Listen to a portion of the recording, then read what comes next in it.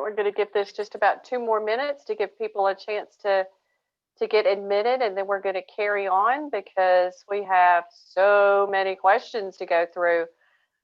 We have some new faces tonight, and I want to make sure we introduce ourselves. I'm noticing at least one name that I've never seen before, and I hate to call people out, but I'm absolutely going to do it. Megan Mead, are you joining us from Virginia Beach? Yes, I am. We're part of the Tidewater Council, but my parents live in Fall River, Kansas, and so I follow the Quivira Council, and I was wanting to see what you guys' summer camp plans were like, to see if they're going to go to camp there or here. Well, we're honored that you're considering us. I'm a big fan of Flint Oak out there at Fall River, and the state park there is just wonderful, great place to take scouts. Nice place to be from. Yes, yeah, it is. So make sure when we start talking about things that are very common in our language that you raise your hand and go, what are you talking about? What is this tribe stuff? Make sure that we don't leave you out.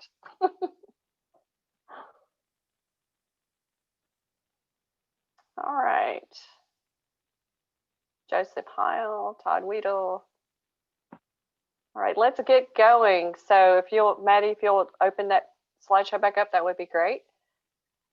Thank you everyone for coming. I'm Cecilia Bowden, also known as Cece with Quivira Council. I'm Director of Support Services, and I have the privilege of supervising and helping manage the summer camp operations as part of what I do. That gives me an opportunity to hang out with some absolutely wonderful people. We're joined tonight by Candy Chase in the Scout office. She's our registrar for camps, and she's the one who helps our volunteers through the registration process.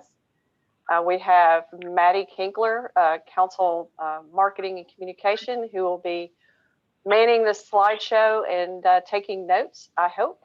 And we have David Hubble, who is the 2021 Summer Camp Program Director and has already been doing mountains of work to make sure the camps get launched in the right direction. I'm skipping through to make sure I don't leave anybody out. I have Todd Weedle, who is a valued volunteer in Pawnee District who helped design the 2021 camp plans. That's super important to have volunteer engagement. And I think what they've developed is pretty remarkable. And we have Roger Darrow, who is the Vice President of Program for Quivira Council and my right-hand man, and keeps us on track, making sure we are keeping the mission in focus. So we're gonna flip next to the house. Oh, there's Scopy. Hey, Scopy. Scopy is the Aquatics Director for Quivira Council, and questions that are related to what he does in his role will be answered by him. It's Sam Schofield is here. He is the volunteer leader of the tribe of Quivira, and we are super excited to have him in the room. This is going to be absolutely wonderful. We're also joined by a lot of council staff and some wonderful volunteers. So let's flip over to the housekeeping slide, which is the very next one. Click. Thank you. So this is just housekeeping. Please keep your mic on mute. This will control background noises, backfeed, and whoops, did I say that out loud moments, which can sometimes happen on Zooms. If you have questions as we're going, please put those into the chat feature. David Hubble will be monitoring the chat feature to make sure that pertinent questions get brought forward. If you have a comment or wish to add to a discussion and we're not getting to you, please either put a thumbs up emoji at the bottom of your screen or wave your hand and we'll come and get you.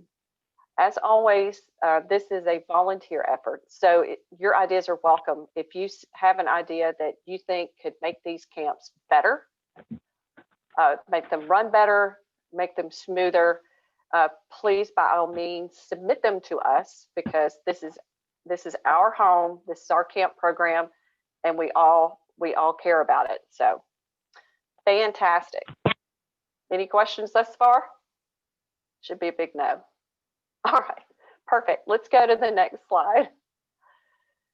So I want to thank you all, because the fact that you're here means that you and your youth that you are watching over and taking care of are excited about the opportunity to go to camp in 2021. And you want to know what's going on so that they can have the best experience. We want you to get back to camp just as much as you want to get back to camp. Paul King, the ranger, who is also on the call, would tell you that QSR misses you very much. We also know that our new format for camps has generated a lot of questions because it is not at all traditional, and everybody wants to know, how does it work? I do want to say that it's going to be a blast. Now, I've done all the advertising. Let's get to the questions. We received tons of wonderful questions in the past 24 hours, and it leads me to understand that we all want the same things, and they're great questions. They fall into some specific categories. Next slide, please. Why are we making all these changes? How is the tribe participation going to be managed in 2021? For Megan, that's the Tribe of Quivira. That is our camper retention program. That's our Spirit and Flair service to camp. It's a pride point, and you'll learn all about that. How do these? The third one is how do we work these programs? Hey, David, how do they work? What's new? This, that, and the other. Registration and administration questions. Are we going to have Maverick patrols, and how do those work? Some program specific detail questions. What about COVID, and how are we going to manage the meals? So does that sound pretty much like all the questions you all had? Just nod. Yeah. Wonderful. So I'm going to flip to the next slide and capitulate leadership. Why? So for the big answers to what's going on with 2021, I'm going to turn this over to Roger Darrow and Todd Weedle. The big why. Why are we making these changes? Thank you. I appreciate the opportunity to speak to this. And the answer is, has several spokes on it, but probably the most compelling reason was when each year there's feedback. How did you like camp? What did you like, et cetera, et cetera? What could we do better? And the consistent feedback that we had been receiving was that we had a great facility, but it was like the same program every year, over and over and over again. And so I challenged CC and some of our volunteers to think about how we deliver camp and what could we do that would allow folks to experience a lot more of QSR and a lot more of the activities and a lot more of the property than we had been touching on. And to really look at camp experiences that we had over many years and what were some of the highlights of those camp experiences. The real guiding light that we had was when we started laying this out, we had no understanding of COVID, when it was going to stop, what the effects were going to be. And so a lot of this is allowing us to have a camp, have an experience at QSR that is less giant crowd centric, if you will.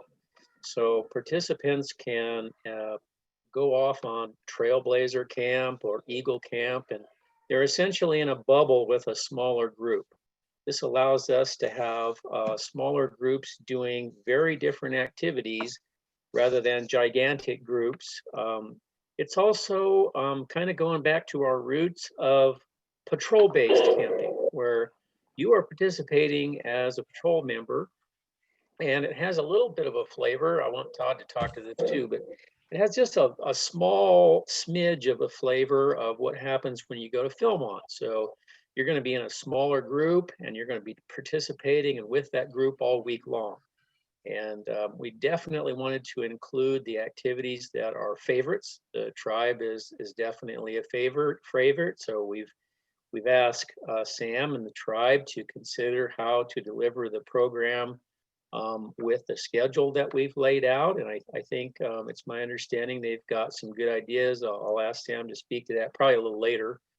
But overall, it was an attempt to use the property to its fullest, keep our scouts safe, and offer a unique program where scouts in different ages within a unit could choose to do different things. It was also a thought path that we would bring the older scouts back. You know, after a while, if it's kind of the same program, it's been there, done that.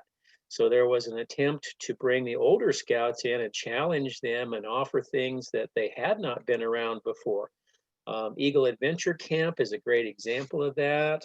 And then the original Scout Off the Grid at Indian Springs offers the opportunity for some of the scouts that have been to QSR many, many years to do something totally different. And I could speak probably the entire hour, but I'm going to let Todd jump in here a little bit. Well, Roger, I think you handled it pretty well. You know, really, as we were looking at trying to build the schedule, we were tasked with looking at how we do camp and honoring the traditions while also kind of dovetailing into new ideas. So as Roger mentioned, it was important to us to look at, you know, how do we utilize the full 3,000 acres that we have down at camp? So that was very important to us. We went back and as he mentioned, looked at a lot of older programs that haven't been done in the last 20 or 30 years of camp and try to institute that. And more importantly for the Scoutmasters on the call is to also try to provide a little bit of flexibility as well. You know, we all know, and I don't want to harp on this throughout the call tonight, but COVID has had an impact. So we've tried to develop a schedule that if your specific unit, if you don't have leadership that can go and spend an entire week at camp due to lack of vacation because maybe they've been furloughed or vacations limited or cost is prohibitive, we've been able to do some shorter duration programs that last 3 or 4 days that still can give a scout an opportunity to go down, experience camp, but not have the large time commitment. Conversely, if you have scouts that are looking to do more camping during the summer because they've been limited during the past year, this also gives them some flexibility as well. So I think it honors their traditions, the past that we have, by also kind of expanding the program and doing some new things. I'm not sure that could have been said any better. That was very well said. If you have questions about the why, please put them in the chat box and we can get to them at the end. That was wonderful. Thank you, Roger, Todd. That was very well said. Let's move on to some questions. Go on to the next page, please. Yeah, so are you sure that's the very next slide? Okay, we'll deal with it. So COVID was very much a part of, it's the green one. There we go. Is that it? We can go back to the tribe slide, please. Yes. Pick one. We'll start there. Okay, so some of the major questions were, how will our youth be able to participate in the tribe programs in the short camps? Clearly, our volunteers, our leaders, and our scouts appreciate, love, and cherish their participation in the tribe of Quivira, and we do too. It is an optional program. However, it's part of the scene that we have at Quivira Scout Ranch.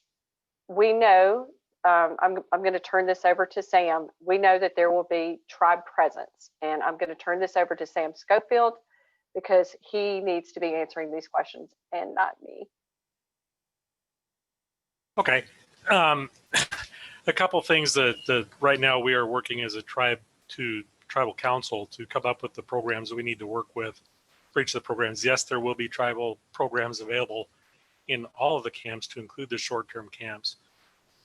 What we're looking at is trying to develop some programs that we can do from our perspective and from our program area, from the tribe program, that will be consistent and beneficial to each of those individual camps.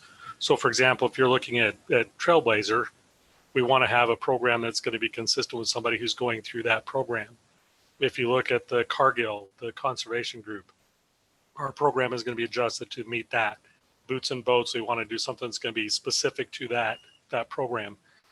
So that part, we are going to do that. And what we're looking at right now, and again, there's some decisions that still have to be made by the whole tribal council. My goal is to talk to our group, and we would like to make sure that if you go to any of these camps, yes, it gets counted as a camp year. So there would be appropriate recognition for the Kuthong for that. My intent personally would be to say, if we can, for those short-term camps, for example, if I'm going to do Cargill, we would want to have recognition that indicates that, yes, I did Cargill that year, so that it's something special for that individual program, and people can recognize that, yes, I went to camp, but I did something different from the normal, what we'd consider normal traditional week-long camp. There are a couple of programs that we have that we work with within the tribal program. The rock carrying, to be honest on that one, the information that I'm getting at this point in time is, and what we're looking at is that will probably be specific to the long-term camp, so the week-long camp. Just so what we don't want to do is we don't want our programs to interfere with the main basis of the programs for the shorter-term camps, the 3 or 4 day camps. So with something like Boots and Boats, rock carrying would not work. So we want to make sure we're doing something that's going to be consistent with that. I am certainly welcome, and I will make sure I put in the chat. I'll give you contact information for me, and I'm more than happy to help answer questions as we can as we go through the process. But again, overall, right now, you can be guaranteed that yes, the tribe program will be involved in everything going with camp. We want to make sure that it's a good program for everybody involved. So with that, I will turn it back to Cece, and like I say, I'll put my information in the chat window here so you can get contact for me too.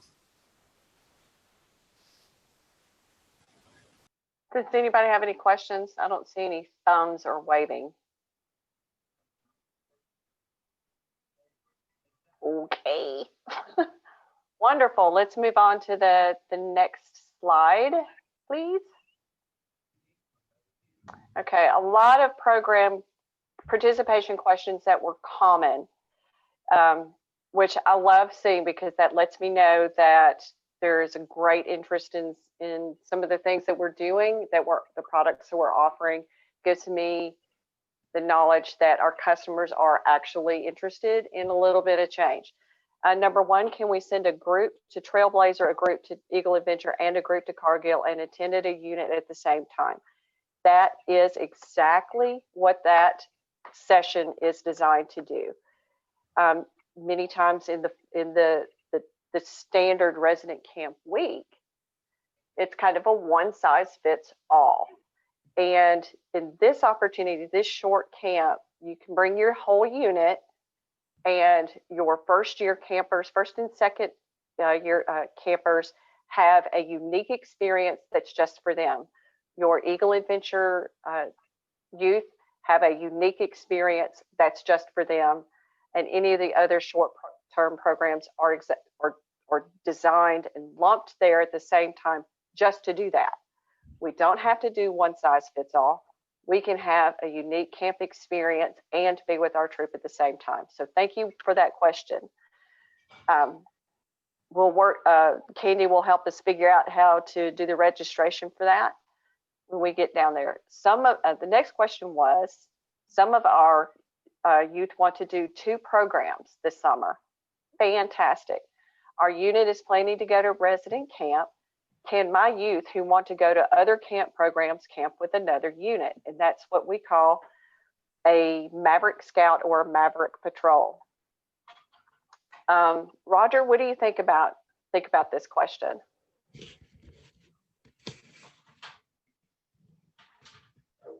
Well, I think the opportunity is that we want to allow people to make choices. So let's suppose, and this is the current thinking on that. Let's suppose that a unit wants to do, most of their scouts want to do a long-term camp. So the way I think we can make this work and still retain the two deep leadership is that we have foster leaders, right? So the leader of the group that's going to go to the long-term camp would reach out to a list of leaders who are going to some of these shorter durations and ask if they could have their youth participate or join in with them. That would be something that would still allow the youth to do their specific program, and most likely it's not going to be a challenge having folks be willing to accept a few scouts. That's kind of our thinking right now.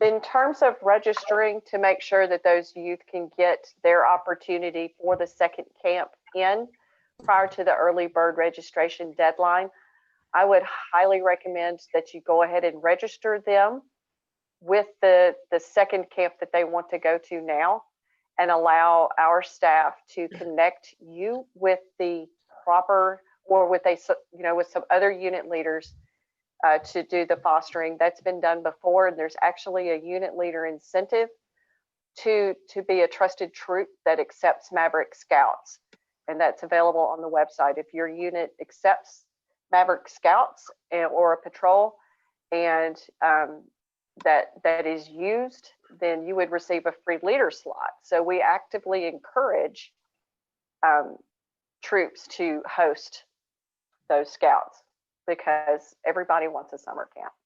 Great, perfect. Awards, go ahead. If I may, Todd's actually asked a question of the group that seems very appropriate right now, and I pushed the wrong button, so the question disappeared. So I think the question that has been put out by Todd is there an opportunity for camp staff to sponsor provisional groups for some of the short-term camps? Now, Todd, please help us with provisional groups. What does that mean, please? We call them Mavericks. Oh, Mavericks. Okay. Yeah. I mean, just my thought there is just simply that take my son, if he wants to go to one of those camps, instead of it hinging on the good faith and will of a troop that might be going down, that camp staff has an 18 and 21-year-old, and they're functioning as the scoutmaster for those 3 or 4 days in camp with those scouts. So I'm of two minds of this, and I think that Scopey and David Hubble would back me up. These young people work from before dawn until dark with very little time in between. And my concern is if they were also the supervising scout leaders of a patrol, they're going to be pretty tired, and there might be some follow through. So if we had a leadership corps that could step in and serve as foster leaders for those programs, that would be absolutely fantastic. But unless I was able to hire camp staff that could, and their sole job would be to provide a foster camp experience, I'm hesitant to do that. I think that expecting that would put those employees, and they're employees, they're young people, they're energetic, but they are employees in whose health and welfare I have to supervise. I cannot expect them to work 24/7. So, and you wouldn't want an exhausted young adult to watch over your child.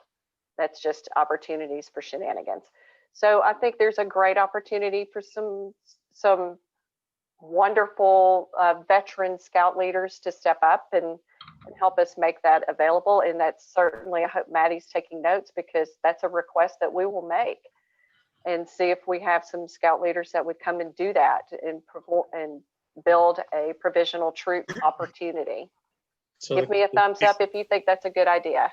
the question is good enough that I think what we need to do is put this in a parking lot and then have that as a specific answer as part of the guide that we have. And I think the suggestion of seeing if we could engage the scout, the tribe isn't bad. And I think we also have the opportunity to have a core that could lead those individuals and perhaps shepherd them to the right unit. I do think that's an opportunity for us to try and do a really great job instead of a mediocre job, because if we do a great job, people will talk about it and they'll want to come back. So I would like to take that question and we'll go back and figure out a solid answer and a way to make that work. Appreciate the input. And CC, if I can jump in, this is Dan. Let me also take that to the tribal council, because we expect to have people there for each session, and that might be something that we can help with also. Right. That would be fantastic. See, look, we're making changes, working together. Look at us go. Wonderful. I've received several questions about some of the awards available for the short programs. For the fishing QSR fish camp, which I'm excited about. It's going to get very different. Most of the merit badges will be offered at night or in the late evening, so that during the day the young people have the chance to actually go fish and enjoy the lake and put what they've learned in practice. So that's pretty cool. Paul King, I have just gone a complete blank on what the Complete Angler Award. Thank you very much. So that's the award for that one. The Cargill Conservation Camp will get you, if not a completion, but very close to a completion on the World Conservation Award. And there's an additional conservation award that goes beyond that. I think the only thing that might be lacking in it is a merit badge that I can't remember the name of. But for those short camps, those are the specific unique awards that we will be going for our youth. Any questions on those? I don't see any thumbs, so looks like we're going ahead. Leaders guides. Yes, I know they're late because for years we've been washing, rinsing, and reposting previous information. Well, when you take what you've traditionally done and throw it out the window and rebuild it, you have to build 9 new leader guides. And David Hubble and Scopy, wave your hands, have rewritten the leader guides and have turned them into me, and they are ready to be edited and put up onto the website tomorrow or by Monday, because there's a bunch of them. And I know that you're anxious to receive those.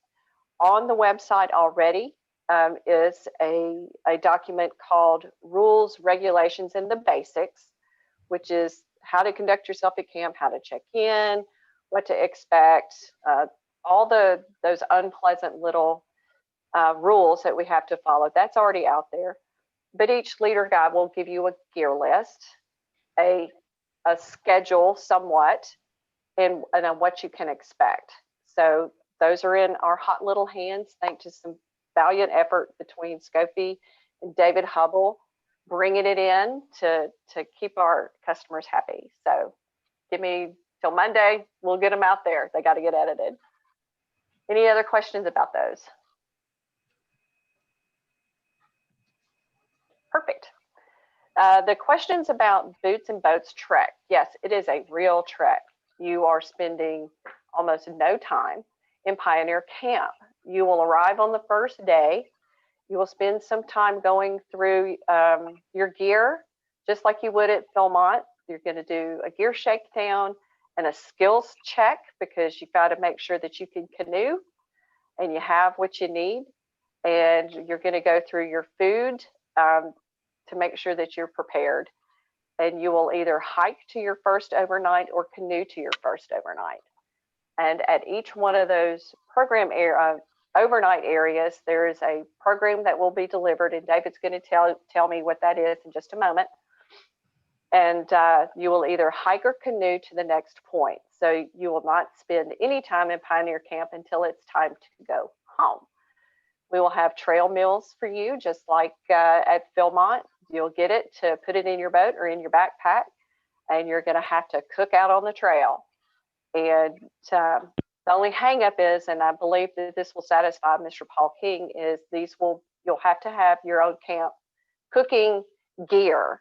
We're not going to build any fires out at QSR. So I'm excited about this. I found out that there was a program similar to this in the 90s, but it's a great way for our young people to explore QSR and prepare for longer term high adventure activities if they've never packed it out on their back and had to learn to take care of their water, their leave no trace, and how to get by as a patrol. This is a fantastic program, and we're super excited about it. Any questions? I can't see everybody, so. David, do we have any questions? Nope. Okay, good. The next one was, what does open program versus merit badge mean? And that's specific to the canoe open program or kayak open program. So if it says merit badge, you're going to that section just to learn that merit badge and earn that advancement opportunity. If it says open program, that means you, because you're qualified, you've got that merit badge and you're a blue swimmer or whatever, you and your friends are going to file a float plan and check out the equipment and go canoeing and kayaking on your own. Scopey, does that sound right? Give me a thumbs up if that's right. Perfect. So if it says open program, this is fun time for you without a bunch of stinky merit badge instructors breathing down your neck. Derek, I do not know the answer to that question. Candy may. We'll get to that at the end if that's okay. The next one was age rank requirements versus recommendations for the short programs. So for Eagle Adventure, Trailblazer, and QSR Outdoors, and really all of them, we made some recommendations based on skills expected prior to arrival. So if you're going into the aquatics camp, pardon me, the outdoor one, the QSR Outdoors, excuse me, I've got a tickle in my throat. There's an expectation that there are some skills that you already have. Typically a 11-year-old is not as skilled as a 13 or 14-year-old if they've been active. So that's why we have those requirements or recommendations. Excuse me, I had to cough. If David Scopey would like to help me out while I get a drink of water, that would be great. So with Boots and Boats, I think it's a perfect training ground for like Philmont, Northern Tier. We're going to use the whole property of QSR, and they're going to boat across to some of the outposts. They're going to have to hike across to the outpost or even bike on the trail to get to some of the outposts.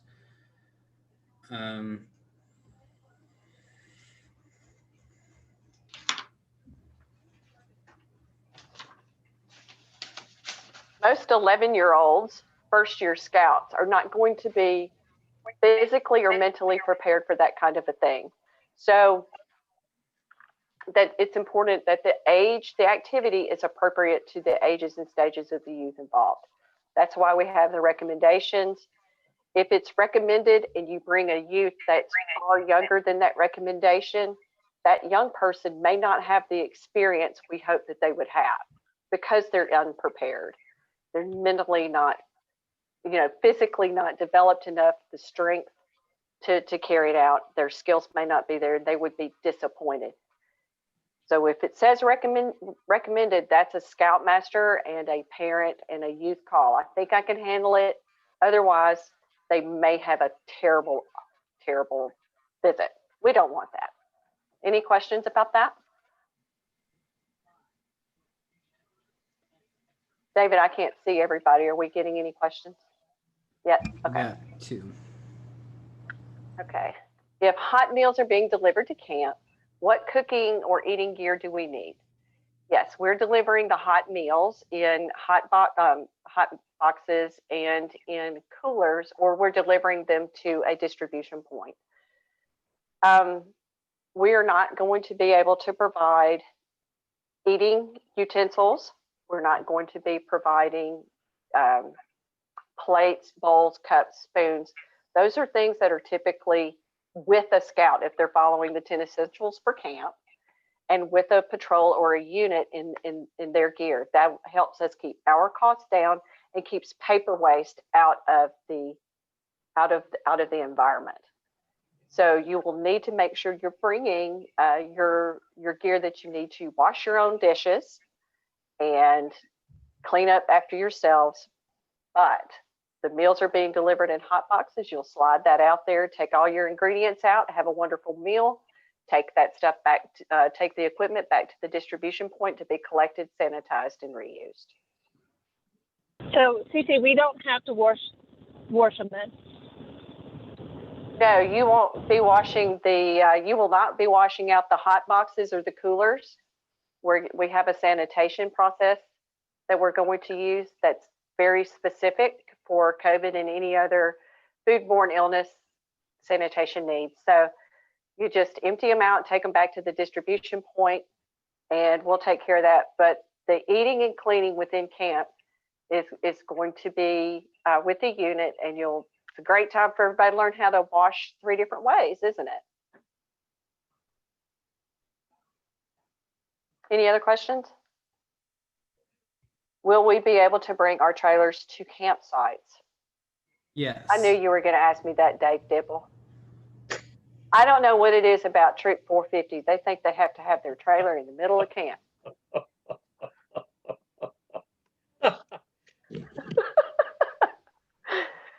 I'm not. So the thing with trailers in camp is that our water lines, because our surface at the camp is very rocky, our soils are very shallow, and our potable water lines are inches below the soil. And it's very easy to damage those things. So I'm going to turn this over to Paul, and Paul is going to make this decision. Paul King, are you in there? Yeah, I'm here. I think it'll take some coordination, but I'm leaning towards saying yes because of the washing and sanitizing. We all know our issues, and there's also an issue of, instead of being a summer camp, it's a parking lot. So, but I'm going to tentatively say we're going to work out a system so that you can have trailers in camp, so that since you'll be doing more of the primitive camping kind of things. On another note, those of you that can pull a trailer in, unload what you need, and then come get it at the end of the week, that would be the best situation.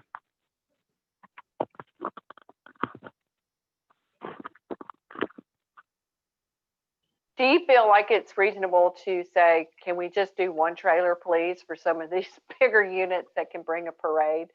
Perfect. Yes. We're getting some great questions. I can't wait to get to the end and start answering them. All right. I'm going to move on to the next slide, please. Click.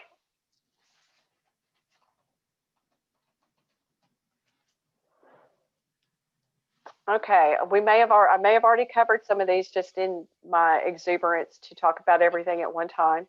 For boots and boats, is it patrol cooking? Yes, it is. You will be doing your own cooking out on the trail meals, just like at Philmont. How does the trek work? I think we've covered that. Special meals for medical reasons, how does that work? Just like it's done every other year at camp.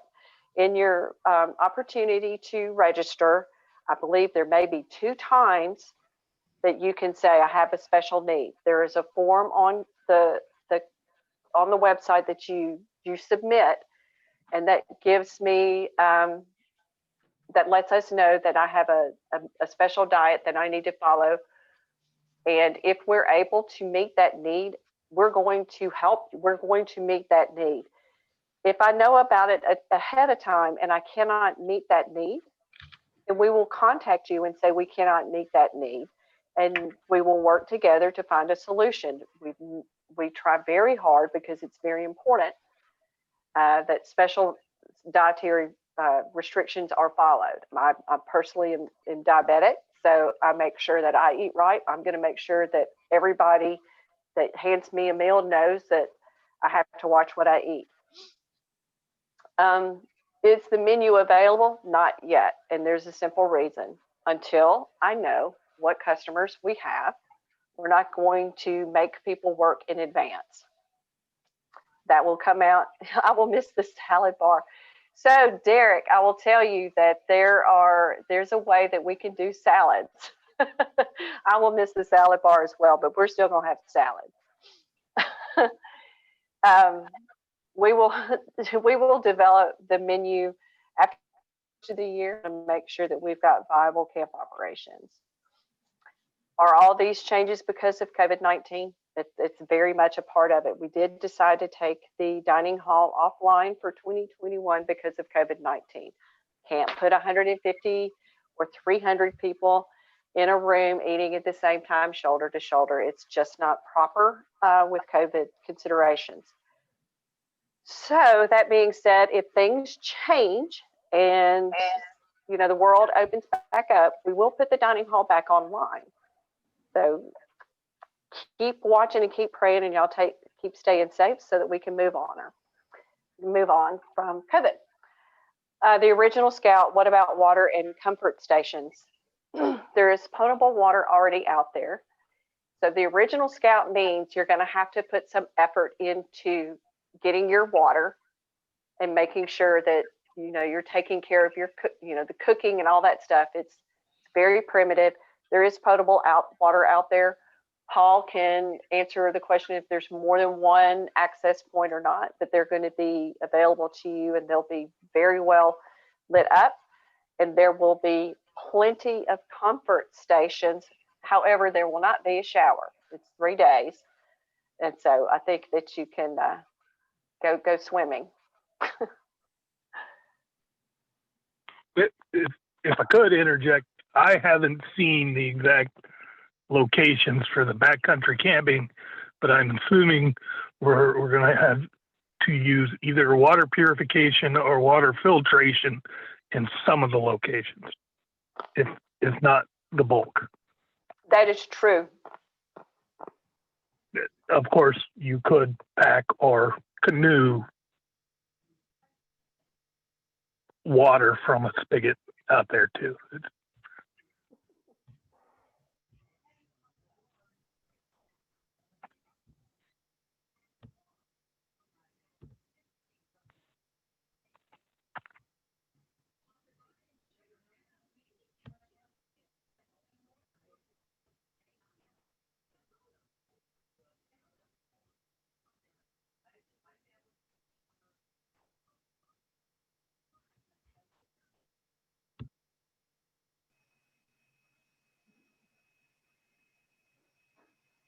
I'm sorry. Next slide, please. I'm talking to the wind, and I was muted. I'm so good at this. Are we at COVID? Can you go back, please, to the COVID slide, Maddie, please? There we go. So, of course, COVID is a big part of the plan, and the safety measures and how we relate to the new camp. There is an extensive COVID-19 safety procedure outlined in the basics of camp document on the website. On the second page of that, you'll find that there are 8 safety instructions. And we are going to expect you as scout leaders to follow them because this works in a partnership. Yes, these camp capacities are on the low end. The allowances for how many people we're putting in camp is low, but that is because of COVID. If things change and the world opens up, we can always scale upward, but it's very difficult to take customers out of the loop and scale downward. Nobody wants to be the one that said, oh, they canceled my reservation because of COVID. I would much rather be able to pick up the phone and say, hey, we've got a lot of expanded capacities because things have changed, and invite people to camp. So the guidelines that we outlined in that document are going to be enforced. We're going to follow the state guidelines, and those of the camp at every level. And you as scout leaders, we are going to need you guys and gals in partnership to make sure that we keep people safe. That means you guys are going to have to look at your youth in camp when it's so easy to let your guard down and keep those rules enforced. We know that we can do it. We've had some events, and with diligent effort in enforcing the rules and the guidelines, we had a wonderful experience. We've had wonderful experiences at Webelos Woods. We were able to have a wonderful scout con. We know that it can work, but we have to work together. And of course, the last question, probably asked about 10 times, what if things go sideways again, like in 2021? I call it the year of wow. If we have to pull camps again, we will act expeditiously to communicate plans. We've learned so much this year the hard way in 2020, and we're much wiser. COVID-19 related refunds, if necessary, because of the camp closures, will be honored. Specific plans for the multitude of what ifs will be announced before the end of January. That means what if I have a youth who cannot come to camp because of an exposure in his home, his or her home, or a scout leader is exposed or ill. We're going to work on that on a case-by-case basis, and Roger and the council key 3 and our medical officers and our controller are going to help us design a refund format that works for everybody. So please be patient. We're all figuring COVID out for the first time. 2020 taught us a lot the hard way. I'm not looking at who's talking. Do we have any questions on that? Nope. Or they're going in the chat box. All right, let's move on to the next slide, please.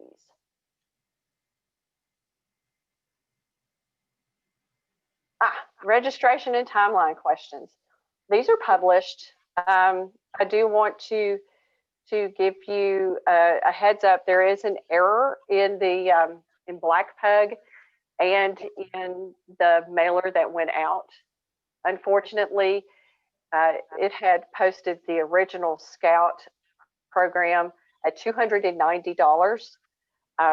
That is erroneous. It's actually a short program fee of $160 for youth. All adult fees are $100. That's by the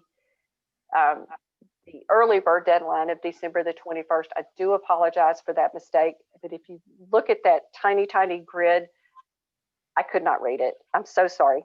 So if you're interested in the original Scout, it suddenly looks like it went on sale. But those are the prices by the early bird deadline, which is coming up quickly.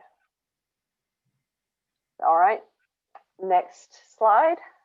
The questions were, what happened to the fees afterward? After the December 21st deadlines, you can still bring your own food and cook in camp. Okay, thank you. For the short programs, those are they're after December the 21st. So on December the 22nd, that fee raises to $210 for a youth and $150 for an adult. For the resident camp program, that goes up to $390 for a youth and $150 for an adult. That follows the council activity program policy. After May 6th, if you are still trying to register for camp, you'll be waitlisted. So you have to get approved for that, because by May 6th, we've hired staff, we've made a lot of our purchases, and we just, it gets to be concerning. So after May 6th, if you're not sure, you'll need to get approved, and those are the prices for that. That's what we did for the last year, so it should be fine. Next, are there any other slides? Nope, that's the end of the slideshow. So now we're down to the question and answer session. I have a question, Cece. Okay, who is this? This is Jamie Coyne. Hey, Jamie. How are you? Crossover Scouts, will you talk about that briefly on how they can register at the early bird price? Yes. So if the unit is registered, it follows when the unit registers. If the basic unit registers by December the 21st with their $75 deposit, their crossover scouts in the spring will also have the early bird pricing. Okay. Okay. But that is if the unit already has their foot in the door. Perfect. Okay. Because that's fair. And it's the same thing for if you start a unit in January of 2021, number one, that's a miracle good for you. That's fantastic. You have 60 days from your charter date to get your unit into camp at the early bird rate that expired in December the 22nd. So that means on the 62nd day after that, you will have, it's a different price structure. I think that's a wonderful thing that they're allowing, just because you're late, not really late, but new to the game, have to catch up. You've got time to get your brand new scouts to camp. Any other questions about the incentives?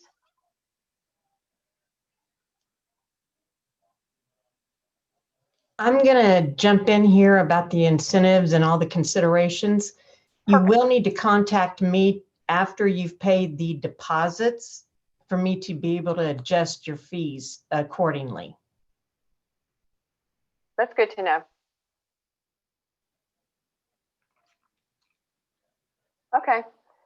One that's new this year that we haven't done previously is if you have a registered merit badge instructor and teach a merit badge that we're offering at camp, if you want to come and earn your leader fee, reach out to me and David and let us know. And if it works in our schedule, you can get your leader fee for free because you will take on that merit badge for the week. Every section that's offered, you will be the lead merit badge instructor. So if you do that, you'll get the materials, the program supplies are provided, and you will work with our camp staff to deliver that program. I think that's a wonderful way to get adult leaders in front of the youth and make sure that our opportunity to deliver quality instruction is really, really raised. That bar can go really high when our adult leaders are taking part. Okay, what are some other questions, David? Oh, Todd, I like your suggestion about letting us know who's registered for camp, so we can do the Maverick opportunity and use peer pressure. I think that's great. So, Hey. I have a question for you. Mm-hmm. So I had a bunch of boys who aged out they aged out now, and they want to. I'm trying to talk them into going to camp next year. They'll be adults, obviously. They'll be 18, but they're still seniors in high school. So we're doing the traditional camp, but they kind of got last year or this year, 2020 was kind of a bum deal for them. It was their last year at QSR and they lost out on it. So I'm trying to come up with something for my 18-year-olds to do during traditional camp. They obviously don't need merit badges, and they want to. I'm trying to think of something fun for them to do. So if we have an alternate program, maybe canoeing or doing something during that week we're there, we can just talk to you about it or get it going. Or do I talk to David, or who do I talk to about that? You'll work with David, and it would be better if we were working with them way ahead of time. And if you've got 18-year-olds who still want to come to camp, may I recommend that they apply for camp staff? It's time. Maybe for the 18-year-olds, David, we do have a program that's in a box, and this may be a great time to unveil it. They might want to try out the Iron Scout opportunity. So it's an Ironman type of thing. I'll shift that over to David. So I think he already knows about it, and we have it laid out, and I'll put that in his pocket as a suggestion.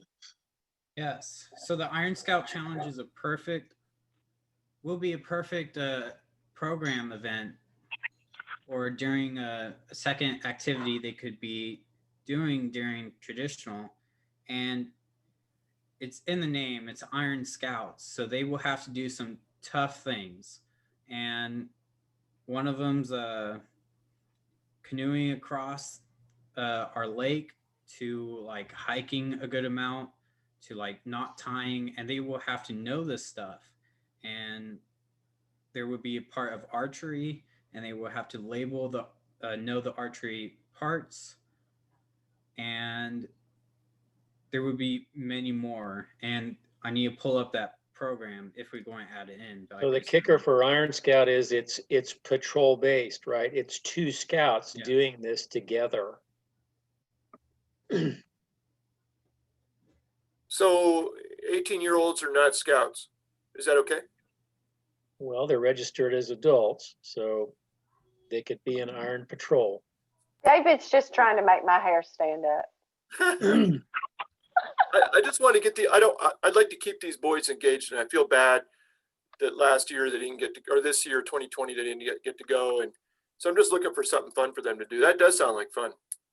May I suggest a venturing crew? That's until like the age of 21, and then but to keep them in scouting if that's your goal, or give them something more.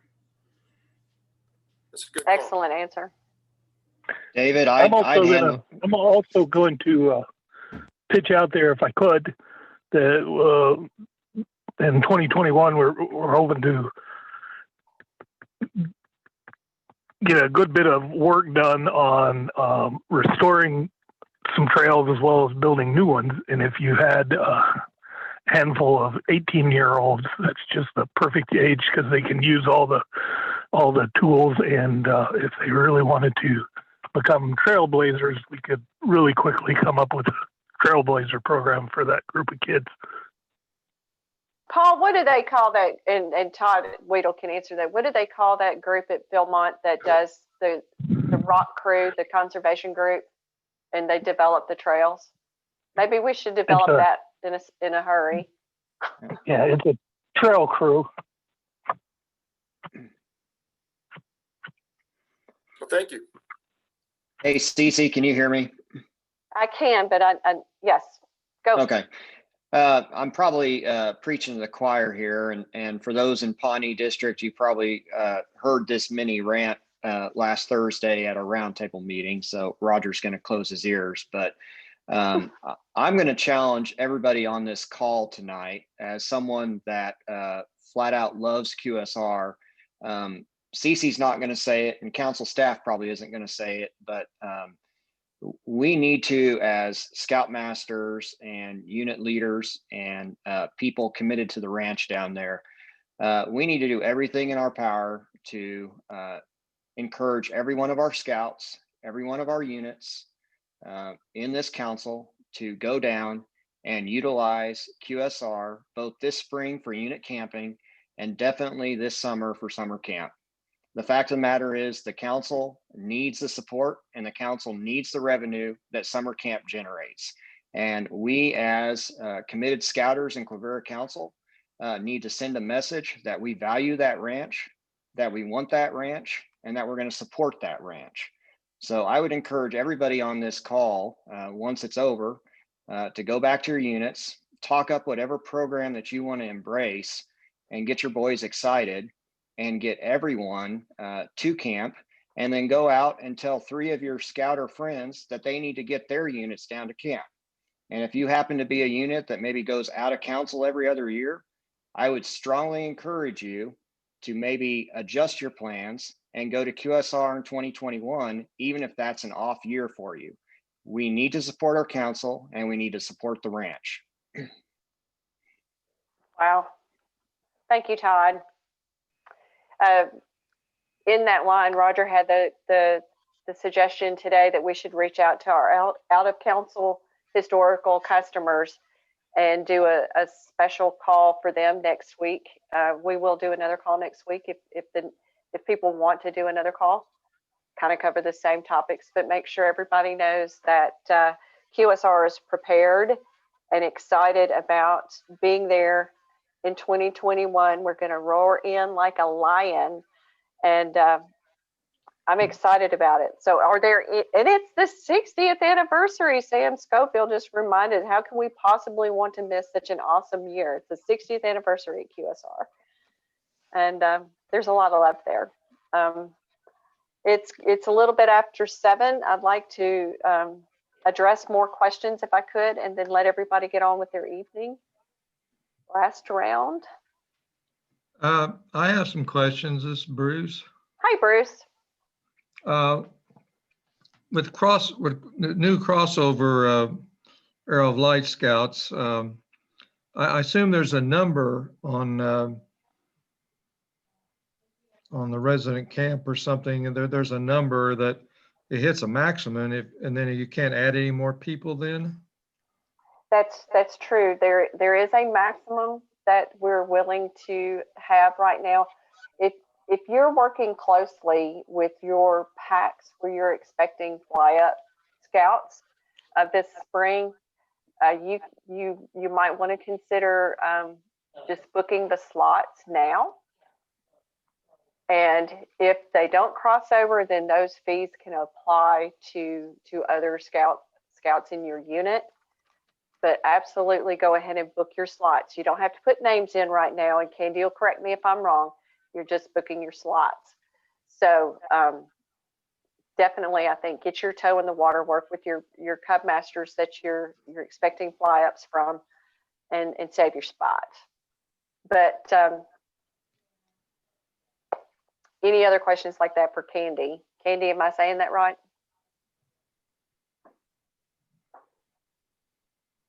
Yes, ma'am. I don't know. That's Candy. She is, if y'all have never met Candy, she's the one that's keeping us going. She works with the volunteers to make sure that they get what they need to get ready for camp. And she gets buried in questions. So we're very grateful for Candy and her help. Can't replace her. Any other questions?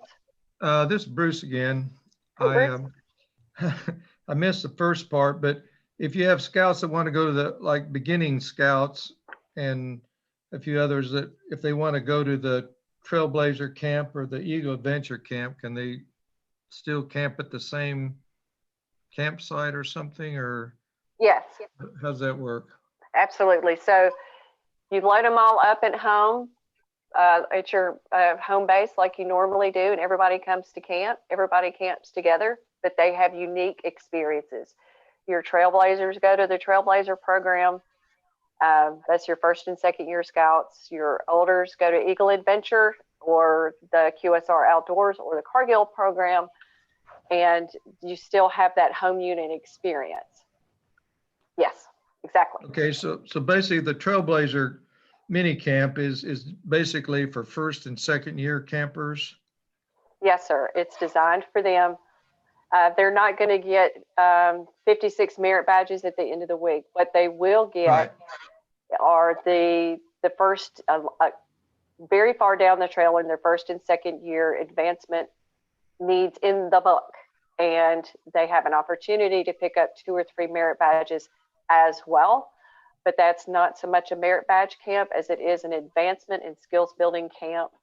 It's heavily, it's going to be really pushing the patrol method. And our goal is not only for your young people to have a great time, but for them to be prepared to be great patrol and troop members in your unit, a stronger unit, because they're prepared. Okay. I'm also in charge of a girls troop too.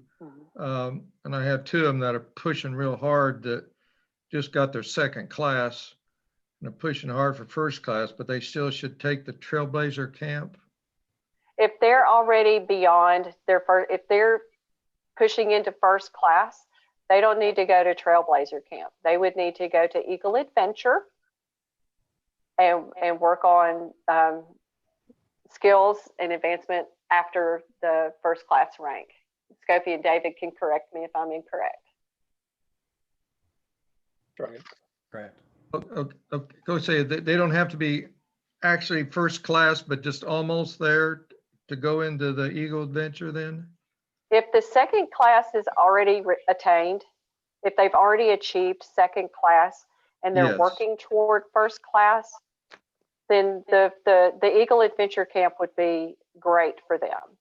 Okay, thank you. I'm going to say that at the same time say there's some fun stuff going on in that Trailblazer Camp as well. So if you look at that program and you and that parent and that young person can say, which program do I, where, you know, which one of these programs do I go? That's going to be your decision. Okay.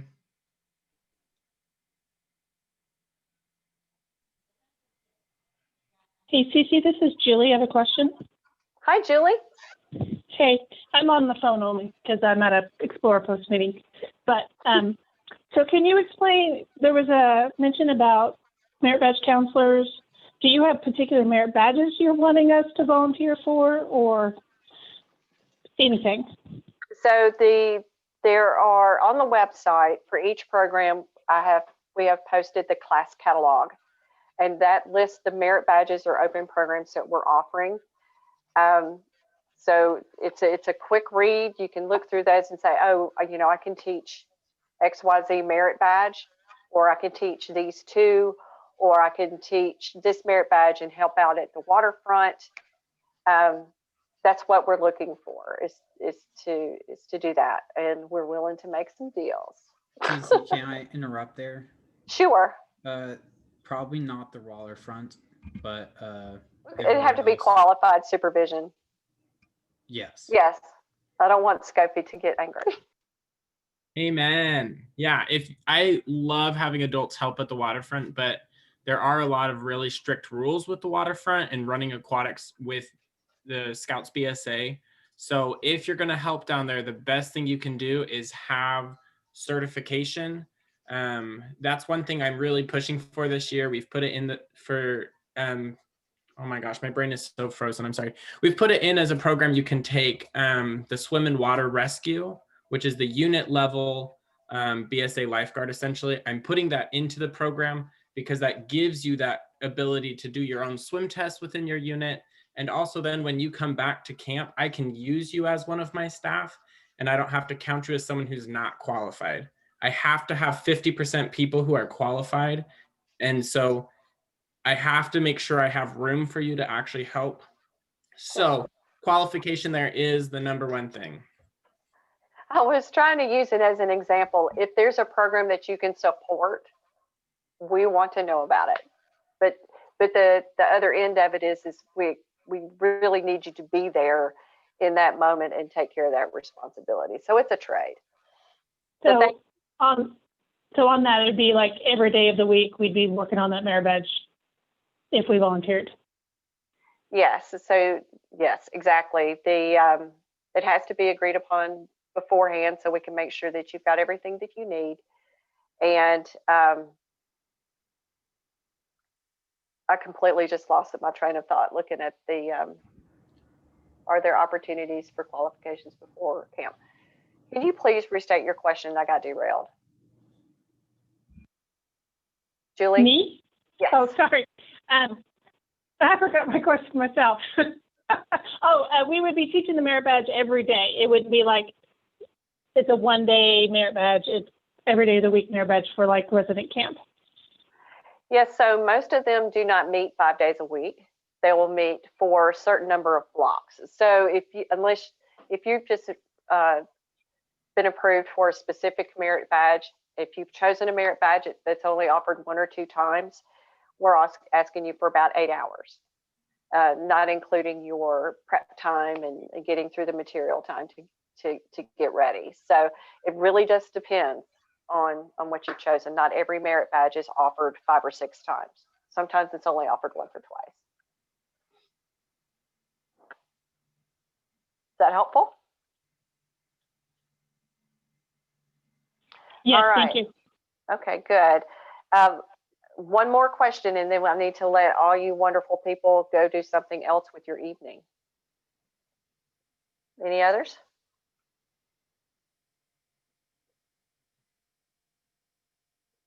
Going once, going twice. Fantastic. Thank you so much for being here. If you have other questions that we didn't get to, please send them to me, cecelia.bowden, B-O-W-D-E-N, @scouting.org, or you can send them to Roger Darrow and he'll get them to me and we'll get your questions answered. Thank you so much, ladies and gentlemen. I'm so much looking forward to 2021. I can't hardly stand it. You're wonderful for even being here. For the good of the order, I wish you good night and good luck, and we'll see you this summer. Thank you.